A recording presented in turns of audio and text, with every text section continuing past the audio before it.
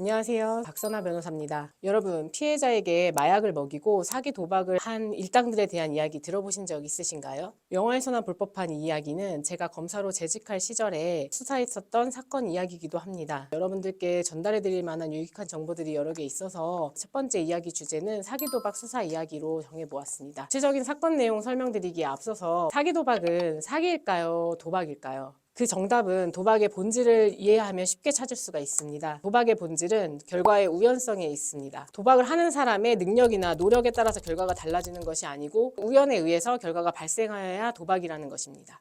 여러분들이 가장 잘 알고 계시는 로또에 대해서 말씀을 드려볼게요. 로또는 이제 구매자가 1부터 45까지의 숫자 중에 6개를 선택을 해서 구입을 하게 되고, 추첨자가 1부터 45까지의 숫자가 적힌 공줄 중에서 랜덤으로 6개를 뽑아서 그 뽑힌 공에 적힌 숫자와 구매자가 선택한 숫자가 같지 않은 개수에 따라서 당첨이 되는 방식으로 이루어지잖아요. 그렇기 때문에 이 경우에는 구매자의 능력이나 노력이 결과에 영향을 미칠 수 없기 때문에 로또의 경우에도 도박에 해당을 하는 것이 맞습니다. 다만 이 로또는 나라에서 합법적으로 인정을 해주고 있는 복권이기 때문에 처벌을 받지 않는 것에 불과한 것입니다.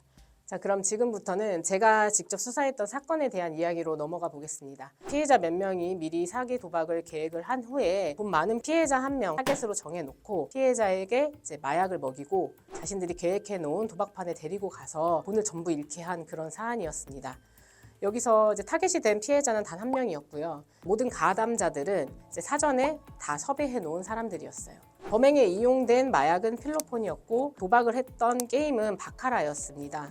동원된 17명은 크게 피해자 유인팀하고 이제 카지노 팀으로 나뉘어지게 되었는데, 놀랍게도 이 두 팀은 서로 아는 사이가 아니었어요. 이 범행 직전까지도 전혀 모르는 사이였고, 이 두 팀의 가운데에 있는 한 명의 피해자가 있었는데 이 피해자가 양쪽을 소개하면서 이제 범행을 계획했던 사건이었습니다. 아마도 이제 애초에 이 두 팀이 서로를 모르는 사이였기 때문에 피해자 입장에서 이 사실을 좀 눈치채기 더 어려웠을 것으로 예상이 됩니다. 사실 이렇게 사기 도박 범행을 하더라도 발각되지 않고 그냥 넘어갈 확률이 높습니다. 피해자가 도박을 진행하는 과정에서 약간 이상하다 이런 느낌을 받을 수는 있지만, 정확한 물증을 잡지 않은 상황에서 오히려 신고를 했다가 자칫 자신이 도박을 했다는 사실 때문에 도박죄로 처벌받을 수 있다는 두려움에 신고를 하지 않고 넘어가는 경우가 많아요. 이 사건의 경우에는 정말 다행히도 이제 피해자가 일행들을 좀 의심을 하기 시작했었고요. 도박을 한 바로 다음 날 경찰서와 병원에 이렇게 방문을 해서 미리 소변을 채취해 두었고요. 그 소변에서 필로폰이 검출되면서 수사가 진전되게 되었습니다. 저는 당시에 이제 마약 전담 검사였기 때문에 이 사건의 초기 수사부터 경찰들이 신청하는 모든 영장들을 제가 다 검토하고 법원에 청구하는 업무를 담당을 했었고요. 경찰의 끈질긴 추적 끝에 피의자들이 사전에 범행을 모의한 사실들을 하나둘씩 밝혀내기 시작하면서 주범 10명을 구속하고 최종적으로 구속 기소까지 했던 사안이었습니다. 사기 도박의 경우에는 사기 도박을 계획한 사람의